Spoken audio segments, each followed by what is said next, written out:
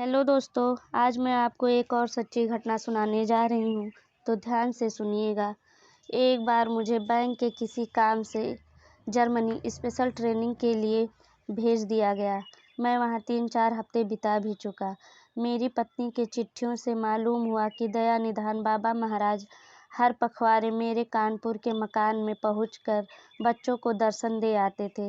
एक दिन सुबह सुबह ही बाबा आ गए और मेरी पत्नी से बोले, गांडा तूने चिट्ठी लिख दी? मेरी पत्नी बोली, नहीं। तो तू चिट्ठी लिख और चिट्ठी में लिख कि वो जो कार खरीदने वाला है वह कार ना खरीदे, वरना बड़ी दुर्घटना हो जाएगी। कहकर चले गए। 3 घंटे बाद बाबा पुनः आए और पत्नी से पूछा, चिट्ठी लिख दी तूने? मेरी पत्नी बोली, अभी नहीं। कहने पर फौरन बोल उठे, अभी लिख, मेरे सामने लिख। और फिर स्वयं चिट्ठी वाला लिफाफा लेकर चले गए। उधर मैंने और मेरे साथियों ने एक पुरानी कार का सौदा कर रखा था।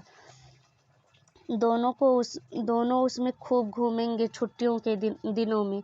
अगले सोमवार को सौदा पक्का होना था, परंतु न मालूम किस प्रेरणा से शनिवार दफ्तर बंद होने के बावजूद भी मैं दोपहर में दफ्तर चला गया।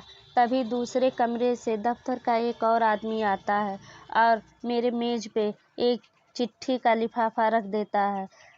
दिन शनिवार था। उस दिन डाक बंद होने के बावजूद भी पता नहीं वो चिट्ठी मेरे मेज पर कौन छोड़ गया।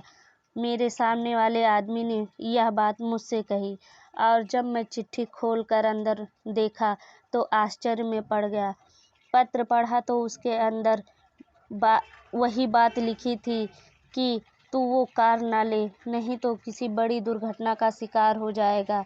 यह बात जब मैंने अपने साथियों से बताई तो उन लोगों ने भी निर्णय कर लिया कि अब हमको यह गाड़ी नहीं लेनी है और बाबा महाराज अपने भक्त पे, वो दुनिया के किसी कोने में भी हों, अपना कृपा बनाए रखते हैं। ये कहानी ESD गांडा नई दिल्ली की है। अगर कहानी आपको अच्छी लगे तो मेरे चैनल को लाइक शेयर सब्सक्राइब कर लीजिए। धन्यवाद।